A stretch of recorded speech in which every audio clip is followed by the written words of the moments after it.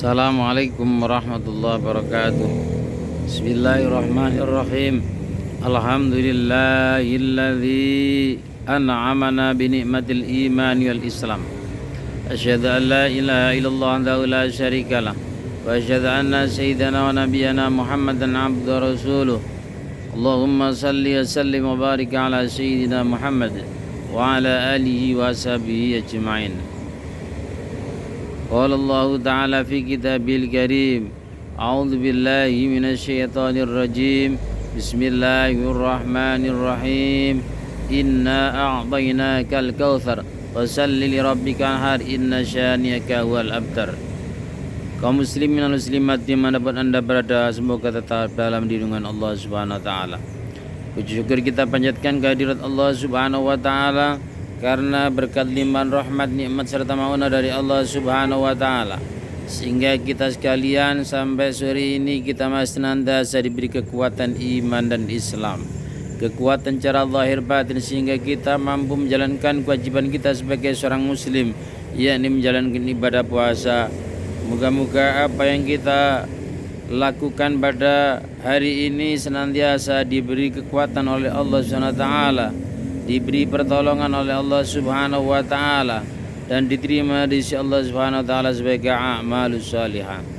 Salat ma'asalam semoga Allah Subhanahu Wa Ta'ala tetap terlimpahkan, tercurahkan kepada beliau baginda Rasulullah Muhammad sallallahu alaihi wasallam, Nabi akhir zaman, Nabi yang mampu mendobrak dari perubahan-perubahan zaman yang menghancurkan dunia Islam menuju zaman yang dinul Islam, menuju zaman yang penuh dengan perdamaian, menuju zaman yang penuh dengan percontohan, menuju zaman yang mampu menjadi suri tauladan dalam kehidupan umat manusia di seluruh seantero dunia. Kaum muslimin wal muslimat yang dimuliakan Allah Subhanahu Wa Ta'ala, Allah Subhanahu Wa Ta'ala telah banyak memberikan rizki kepada kita sekalian, yaitu kenikmatan baik jasmani rohani atau yang disebut dengan Al-Kautsar, kenikmatan yang sangat banyak sekali. Kenikmatan yang banyak ini adalah merupakan anugerah yang harus kita syukuri, karena ini adalah merupakan satu titipan, merupakan suatu amanat yang harus kita jaga. Kita enggak pernah disuruh oleh Allah SWT membayar pajaknya mata, pajaknya hidung, pajaknya telinga, pajaknya mulut, pajaknya semua onderdil yang kita miliki. Segala yang ada dalam tubuh kita itu adalah merupakan satu titipan dari Allah SWT. Karena itu harus kita jaga dengan baik, karena itu harus kita amankan dengan baik. Maka bagaimana cara kita mengamankan kenikmatan yang sudah diberikan oleh Allah kepada kita sekalian? Fasalli li rabbika, maka harus kita laksanakan yang namanya sholat. Sholat kita harus kita jaga, sholat 5 waktu kita, sholat dalam sehari semalam yang berjumlah 17 rakaat itu adalah harus kita implementasikan dengan baik. Apalagi ibadah kita ditambah dengan tahajud di waktu malam, sepertiganya malam, itu adalah doa yang harus kita panjatkan. Itu adalah waktu-waktu yang sangat mustajabah. Itu adalah waktu yang dimana banyak orang tidur, ternyata kita mau bangun. Itulah wa iqadha alau, Rasulullah di 10 yang akhir bulan suci Ramadan selalu membangunkan keluarganya, selalu memberikan motivasi kepada keluarganya untuk selalu berta'abbud kepada Allah Subhanahu Wa Ta'ala, untuk meraih pahala sebanyak-banyaknya dari Allah Subhanahu Wa Ta'ala. Wa iqadha alau. Kaum muslimin wal muslimat dimanapun anda berada, semoga tetap dalam lindungan Allah Subhanahu Wa Ta'ala. Fasalli li rabbika wanhar. Kemudian yang kedua adalah berkorban. Pengorbanan kita baik ada untuk kepentingan izul Islam muslimin, kepentingan pondok, pembangunan pondok pesantren, kepentingan untuk membangun masjid, kepentingan untuk membangun musola, kepentingan untuk membangun fasilitas umum, kepentingan untuk membangun jembatan dan lain sebagainya, kepentingan untuk membangun madrasah. Itu semua adalah bagian daripada pengorbanan yang harus kita jalankan, harus kita amalkan. terutama juga menolong orang-orang yang ada di sekeliling kita yang kurang mampu. Itu adalah menjadi perhatian kita. Apakah kita juga tidak ingin menjadi orang-orang yang punya simpanan di surga? Karena simpanan di surga adalah merupakan satu simpanan yang itu nanti akan kita harapkan ketika manusia itu soal di hadapan Allah Subhanahu wa taala. Maka ada hadis Rasulullah Muhammad sallallahu alaihi wasallam, Arba'un min kanzil jannati, 4 perkara yang menjadi simpanan pahalanya di surganya Allah Subhanahu wa taala. Yang pertama adalah ikhfa'us shadaqah. Jadi hendaknya manusia dalam rangka untuk menyimpan pahalanya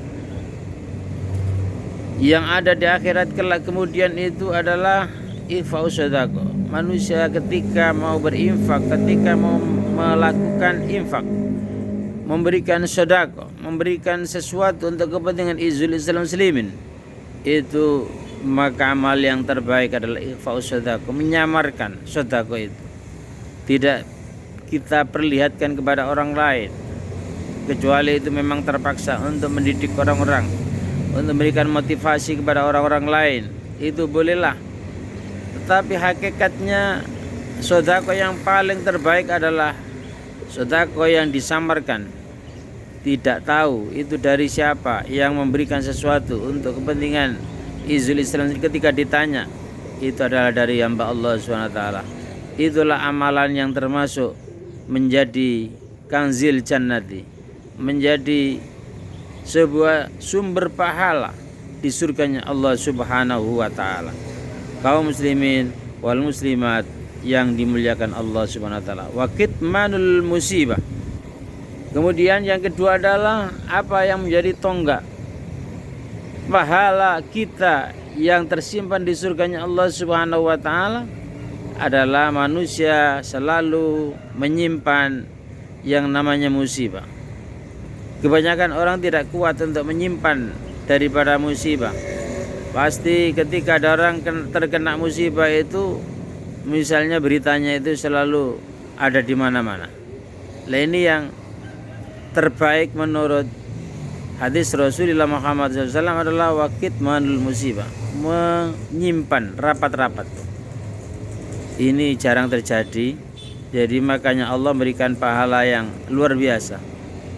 Jadi pahalanya adalah termasuk pahala yang akan disimpan di gudang surganya Allah Subhanahu wa taala. Kemudian pahala apa yang ketiga? Wasilatur rahim. Jika manusia itu pengen pahalanya banyak, pengen punya simpanan di surga yang luar biasa, maka hendaknya manusia itu sering-sering silaturahmi. Itu silaturahmi adalah termasuk bagian daripada membuka pintu rezeki. Pintu rezeki kita itu termasuk jika kita pengen pintu rezeki kita dibuka lebar-lebar oleh Allah Subhanahu wa taala, jangan sungkan-sungkan. Jangan malas-malas untuk melakukan silaturahmi kepada siapa saja, tidak pandang bulu. Hubungan kita harus luas tanpa ada diskriminasi. Sebab manusia yang hubungannya luas semacam ini, koneksitasnya adalah luas, maka disitulah manusia akan dapat rezeki yang banyak. Tapi jika manusia itu hubungannya hanya satu orang, maka rezekinya ya satu orang itu. Jika ada 10 orang, maka akan dapat yang namanya koneksitas 10 orang. Itu juga akan mudahkan rezeki dari berbagai macam sudut. Coba aja kalau misalnya ada orang kenal hanya satu orang, maka yang kita dapat hanya satu. Tapi jika kita itu kenal orang 10 lalu kita diberi sesuatu, maka orang 10 itu ngasih kita semua. Dibanding orang yang kenal satu dengan 10 beda. Ini artinya berbanyaklah silaturahmi. Jadi silaturahmi ini yang pertama adalah tajlibur rizki, akan menarik rizki. Karena Allah rela manusia yang sering silaturahmi itu sama dengan dia itu adalah senang untuk melakukan sesuatu kepada orang lain. Karena apa? Karena silaturahmi adalah bagian yang tidak terpisahkan, termasuk salah satunya Bagaimana anak itu bisa berbakti kepada kedua orang tuanya? Maka ketika orang tuanya meninggal itu, anak yang soleh dan solihah itu adalah anak yang mampu berkomunikasi kepada saudara-saudara handai tolan daripada bapak dan ibunya yang telah meninggal dunia. Itu harus disambung kembali, harus dirawat terus, jangan sampai terputus. Kemudian Rasulullah sampai mengancam la yadkhul jannah qatir rahim. Jadi manusia itu tidak akan masuk surga jika orang itu adalah memutus silaturahmi. Betapa pentingnya nilai silaturahmi ini yang harus kita jaga, harus kita amalkan terus. Man ahabba ayyub satalahu fi rizqihi wa yunsa'ahu fi athaihi falyasil rahimah. Barang siapa yang mencintai bahwasanya rizkinya ingin dijembarkan oleh Allah Subhanahu wa taala, maka hendaknya orang itu adalah melakukan silaturahmi. Barang siapa yang ingin dikenang jasa-jasanya, teracaknya atau jejak-jejaknya ingin dikenang oleh orang lain, oleh banyak orang lain, maka perbanyaklah yang nama silaturahmi. Man ahabba ayyub satalahu fi rizki wa ayyun sa'u fi athari falyasil rahim. Kebanyakan orang itu akan melihat dharma bakti, karya seseorang. Salah satu contoh kenapa Dadi Kempot itu banyak digandrungi oleh banyak orang, karena orangnya tidak menjaga jarak. Yang pertama, welcome kepada siapa saja dia bergaul, kepada siapa saja dia itu berkomunikasi, maka temannya banyak. Apalagi lagu-lagunya yang diciptakan itu menjadi buah karya tersendiri. Ketika seorang Dadi Kempot mampu menyumbangkan pikiran dan tenaganya, termasuk karyanya yang menghasilkan nilai jariah yang disumbangkan kepada PBNU kurang lebih 2,5 miliar. Ini adalah sebuah karya nyata, karya yang luar biasa. Makanya banyak fannya, banyak teman-temannya di sana sini. Itu menandakan beliau adalah orang yang baik, orang yang amalnya akan dikenang. Seperti yang dikatakan Rasulullah Muhammad SAW dalam hadis yang lain, innallaha la yanzuru ila suwarikum wala ila ajsamikum walakin yanzuru ila qulubikum wa a'malikum. Sungguhnya Allah itu tidak akan melihat body-bodymu, tidak akan melihat wajah-wajahmu, walakin yanzuru ila qulubikum, tetapi apa yang dilihat oleh Allah adalah hati kita, gerakan kita, amalia kita. Ya, karena amalia kita itu ditimbulkan dari getaran hati yang bagus. Ala inna fil jasadi mudghatan. Di dalam sebuah tubuh itu ada sebuah gumpalan darah. Gumpalan darah. Ya, gumpalan darah ini atau yang disebut dengan al-mudghah. Idza saluha sairu amali. Jadi ketika gumpalan darah ini akan dilihat, kemudian ternyata gumpalan darah ini adalah bagus, maka insya Allah gerakan yang kita lihat dari sebuah gerakan hati itu adalah kata Rasulullah SAW, ala wayal qalb. Itulah gumpalan darah, itu adalah yang berubah dengan hati manusia. Maka hati yang baik akan mampu menggerakkan namanya imajinasi yang baik, energi yang baik, energi yang positif. Maka kata hati harus dijaga dari rongrongan sifat hasud agar tidak merusak amal-amal yang baik. Kaum muslimin wal muslimat yang dimuliakan Allah Subhanahu wa taala. Karena itu Allah akan melihat karya-karya seseorang. Ila qulubikum wa a'malikum. Jadi karya seorang. Tadi yang saya contohkan adalah karya Dadi Kempot. Itu salah satu contoh saja. Kalau karyanya manusia itu jelek, jahat, ia akan dikenang kejahatannya. Tapi jika itu adalah karyanya baik, saya yakin itu adalah akan menjadi contoh kebaikan di dunia dan akan ditiru oleh orang lain. Maka orang yang melakukan kebaikan itu akan mendapat pahala. Wa wizru wa ajru man amila biha ba'dahu, dan pahalanya orang yang melakukan setelahnya. Tapi kalau manusia melakukan kejelekan, ya wa wizru man amila ba'dahu, dosanya itu juga akan menjadi dosa jariah. Jadi tidak hanya kebaikan saja, tapi dosa itu bisa juga menjadi dosa jariah, artinya dilakukan oleh orang lain. Maka orang yang melakukan kejahatan itu akan dapat siksa juga. Ini naudzubillahi min dzalik. Kaum muslimin muslimat yang dimuliakan Allah Subhanahu wa taala.